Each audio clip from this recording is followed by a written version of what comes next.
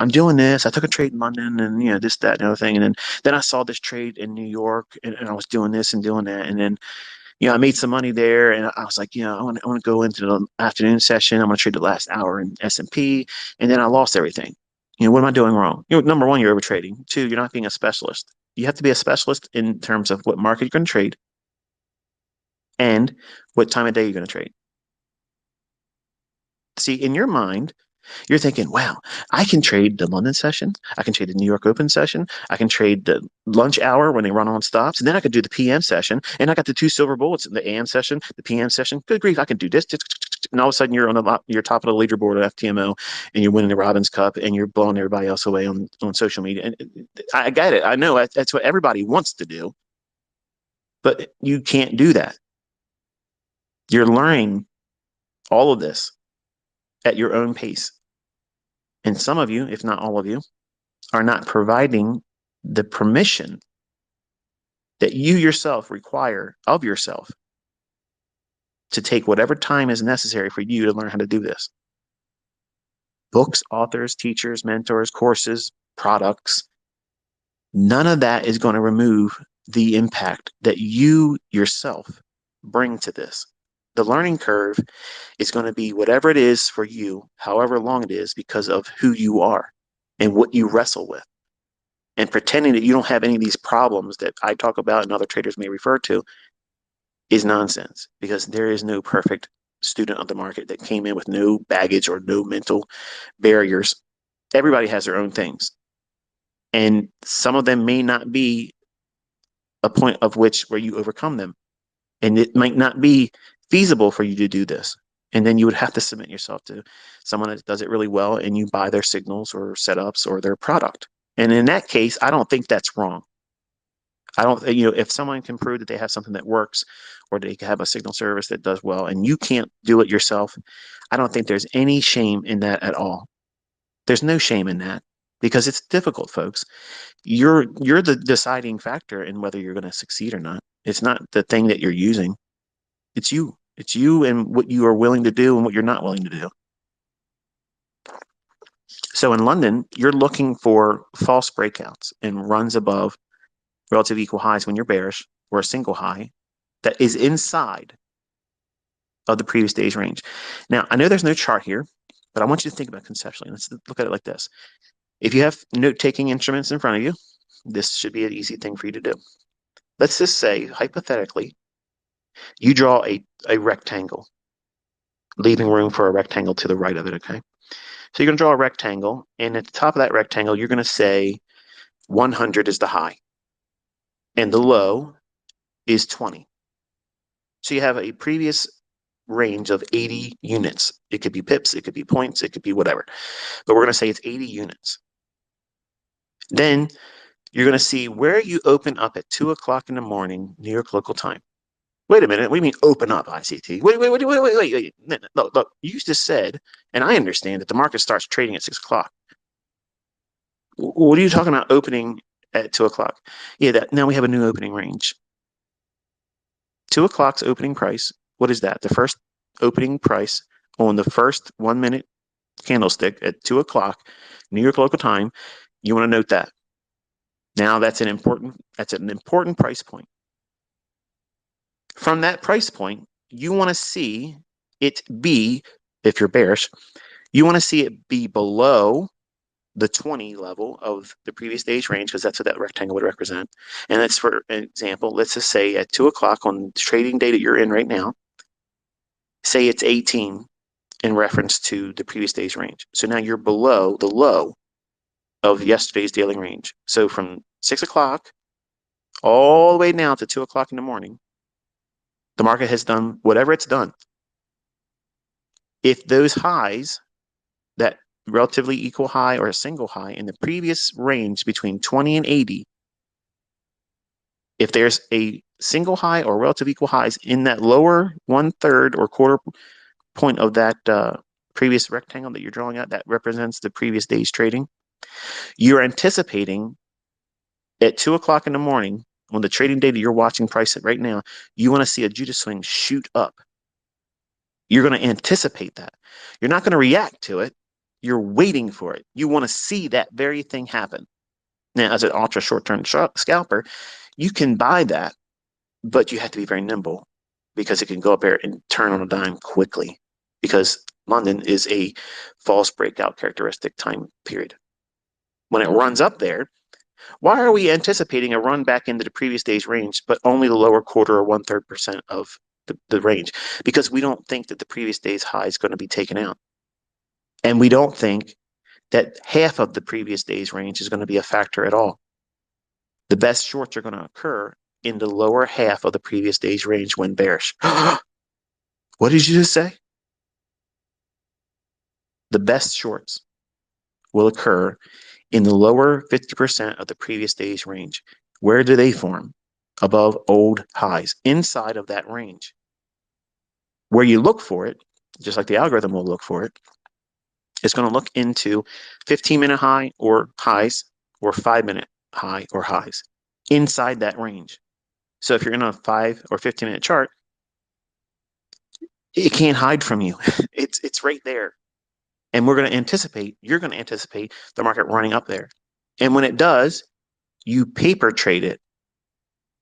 You tape read it. You do not live trade it. You have to condition yourself to do this. And it takes weeks and months to do it. Not, oh, a couple weeks I've been doing it. I know what I'm doing. No, you don't. No, you don't.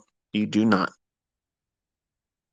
It takes time to desensitize yourself to the fear that London can create, because it's very, very volatile. It can run up there and rip right lower. And really, if you know what you're doing, you can miss it or second guess it and totally do harm to yourself. So in London, you're looking for turtle soup scenarios, okay? And continuation on the basis of the higher time frame order flow. High a day, low a day is what's formed in the London session. Most of the time, not all the time, most of the time. In New York session, this is going to be for Forex traders, the New York Open kills in, which is 7 o'clock to 10 o'clock, New York local time. If you are an index trader, you can use that same time window as well. You use that time window before the opening at 9:30, like between, like, say, 7 o'clock in the morning, New York local time, to 8:30. You can trade that time window when there is a really big high impact news driver for that day. For instance, like FOMC. Okay, say FOMC, or let's say, well, we'll stick to that. FOMC is probably like the best case explanation for why you would want to trade before the 8:30 hour. Because generally what will happen is you'll get these really nice little price runs that are, and I've executed and showed you this throughout the year, and last year I was doing it too. And usually it's the time or examples where you see people saying, but didn't you say we have to wait for this and we have to wait for 10 o'clock? Folks, I'm giving you different models. That way you are allowing yourself to pick up on what you want to do. I can trade all of them, but I can't make you be able to trade all of them. I mean, over time you can if you put the time into it, but you have to find your own special time of the day in the asset class that you trade. And that's what I'm covering here. I'm helping you refine your level of focus so you can pinpoint what your model is going to operate in terms of time. So that way you're not doing more than that's required. You're not diluting your attention, and you're also controlling fear of missing out.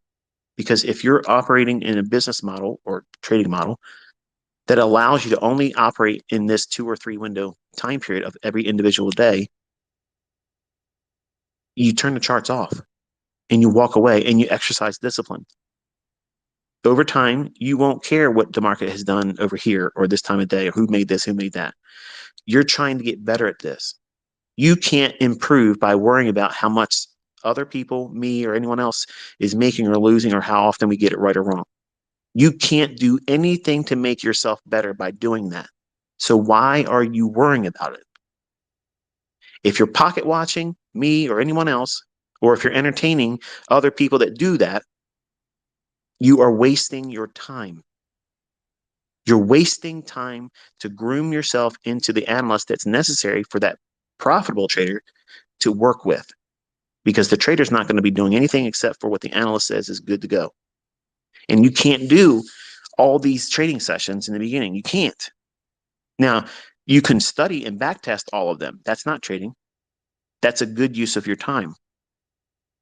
But you can't go in as a new trader trying to do all these things simply because you've heard about it or have talked about it. So therefore, you're going to go in there and you're going to figure it out. You don't figure it out that way. You study, you backtest, and you figure out where it fits for your life. That's the only figuring out you're doing. Does your life allow for you to trade in the London hours? Most people can't. If you can find time to get in there and trade in the pre-market hours before 9:30 and look for a setup between 7 o'clock and 8:30. Okay. There you go. You can find a setup that will probably yield you an opportunity, and then you're done. Where everybody else is waiting for the 9:30 opening at equities, opening bell in New York, to find their trade. Or if they trade the silver bullet model, they have to wait till 10 o'clock. And this is funny when I see people, I'm taking trades and I'm doing something before 10 o'clock. They're like, wait a minute, didn't you say we have to wait? Who did I say had to wait? You. I didn't say we. I said you wait until 10 o'clock. I'm not saying we wait till 10 o'clock. I said you. I'm tweeting you wait till 10 o'clock. That's not me saying I'm not going to do anything else or anything in addition to, because I have a varying spectrum of experience in terms of students. Like, I have long-term students that have been here. I have charter members that are in my mentorship. I have students that have been with me longer before I did mentorship and never joined my mentorship. And their level of experience with me is much more vast than yours. And then I have the neophyte that just come to me today in this discussion today. First time they never heard me before and they're listening to it. It probably doesn't make much sense to them, but their experience with me is brand new. So when I counsel you to do specific things or not to do certain things, that doesn't mean I'm limited to that. But to keep the growth of the entire community going, not just being a one-trick pony, which you can clearly see I have a whole lot of ponies in my fold. I got all kinds of models, okay? And my models work because of the element I'm teaching here, time. I'm looking for setups in the New York session. The characteristic for New York is a continuation of what? Whatever London did. When does that not occur? If the range expansion that occurred in London and then continues into New York and it trades to a higher time frame PD array, something that I would have been targeting anyway, which was the basis for the draw on the bias for the weekly chart and or daily chart. So in other words, if it gets in my higher time frame target, then what shifts in my analysis? Market reversal profile. Otherwise, I'm looking for New York session to continue in the direction of whatever that higher time frame draw is on the weekly and or daily chart. And I'm going to submit to that. And I'm going to look for the things that I teach you that the algorithm will show in price delivery, inefficiencies, runs on stops, the whole business. I'm looking for those factors to come in agreement with that. And if it doesn't materialize, or if it's wishy-washy, it could be done and explained both directions. That's low probability. It's not a trading environment I'm going to trade in. And then I watch, or I'll tell you, this is what we're looking at. We're watching it. So it gives you experience to see what it's like when it's not optimal, but still putting chart time in. You need to have that. And I have the other students that are coming here because their attention span is the size of a gnat. And they want everything right now. It's already 3 weeks late. You just met me. And you want to get right to the point of, hey, take a trade, or you don't know what you're talking about. Or you don't know what you're talking about because you're doing this and you're doing that and you're not entertaining me. This is not how I want to be taught. Then go somewhere else. I promise you, there's a lot of people out there that's going to teach you wonderful things to get into the marketplace. The results are not going to be what you would get in comparison here. You're not going to be in control of yourself. You're going to be constantly looking for a new high, not in equity, but in dopamine. And that's what social media traders and influencers present to you and provide you. I'm not trying to do that. Now, when the market performs a specific way, then obviously I'll put a meme out there, a little funny little, tweet of some kind to anchor it emotionally to you. not to make it look like we're celebrating, ego or anything like that. It's to make you feel like this was worth you watching it. And if it causes you to smile or laugh or, think to yourself like, oh, no, I see these a ham, it anchored it. And that's all I'm aiming for because it's meaningful because you didn't take a trade. So I have to give you that cookie, that yellow belt from a white belt to a yellow belt. That's that little progression for you as a student because you didn't take anything out of it money wise. You didn't lose any money, you didn't make any money, but I have to anchor it to something that you can recall or inspire you to journal it. Because until it makes its way into your journal, it's wasted time and attention. And I'm going to say that again. If you're watching or listening or look at my tweets and you do not journal the things I'm calling your attention to, you are absolutely wasting your time. You're not wasting my time. I know this stuff, but you're wasting your time. And that growth, that learning curve is being elongated and pushed further into the future by you not doing the simple thing of simply logging the experience. What does that mean, logging it? Framing it in your chart by time. When did that setup form? In the times I'm talking about here. And we have a couple more I'm going to get to, but you look at it in the basis of time. And how does that move fit in the grand scheme of the last 3 trading days? Where we are in terms of what the weekly candle was likely to do, expand up, expand down. Where did it occur in the calendar event for that particular trading week? Did it occur on the heels of a medium or high impact news driver? In other words, you look at the economic calendar, if a medium impact or a high impact news event or report or something like that, was it on the heels? Does it occur after that market report hits the wires and people can see the data? Or was it in between a medium or high impact news day? All those factors mean something. And you have to find your own comfort in how you're going to trade. I don't say traders need to be afraid of medium or high impact news days. We want those days because there's going to be a lot of manipulation. And then if they're going to manipulate the market, that means they're going to punish one side of the marketplace. And we can see clearly what side's going to be punished. I do this every single week.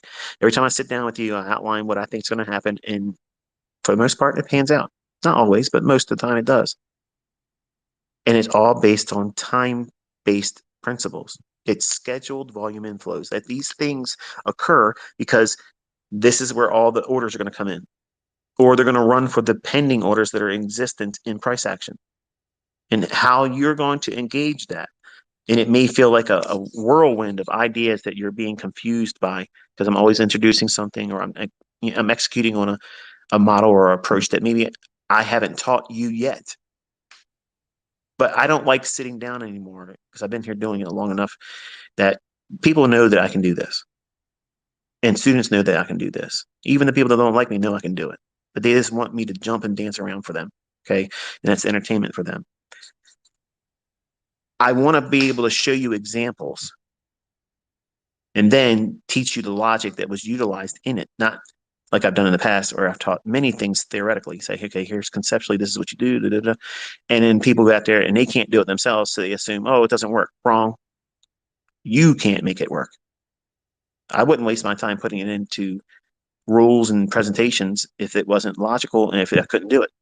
So I've switched my MO to now doing the thing, showing it, and then going in and teaching it conceptually. And then I disarm them because I've done it. This is what I've done. And then I go back in and I can show you this is what I utilized. And then you can take that logic and go into back testing and see it exists, not just in that example, but it exists in many other examples. And it might become your model. But you decide that. I don't decide that. And it's very difficult to be a mentor because I want to be the guy that make it easy for all of you. Here's the one hit wonder. This is it. This is all you have to do. Do this. And you'll be able to make money all the time and not lose any money. And that would be great. And I wouldn't monetize it. I would give it away for free. I promise. I swear to God Almighty, if I had one thing that simply worked one way, only had to do this one thing, it would be given to you for free by me. But practically, that doesn't exist. Realistically, it can't be obtained because all of us have our own individual quirky characteristics, their own personality, and you have character flaws. All of us do. And you have to limit your exposure to these markets because they're Rorschachs, they're ink blots. You're going to see what you want them to show you. You're going to read into these candlesticks whatever you want to see happen. Now, if you're anticipating things with a logical, rule-based idea based on statistical probabilities and things that have occurred in the past, and that's your reason for doing it, then okay, fine. Then I agree with you looking at that ink blot, that these characters line up in forms of candlesticks. We see a narrative in there versus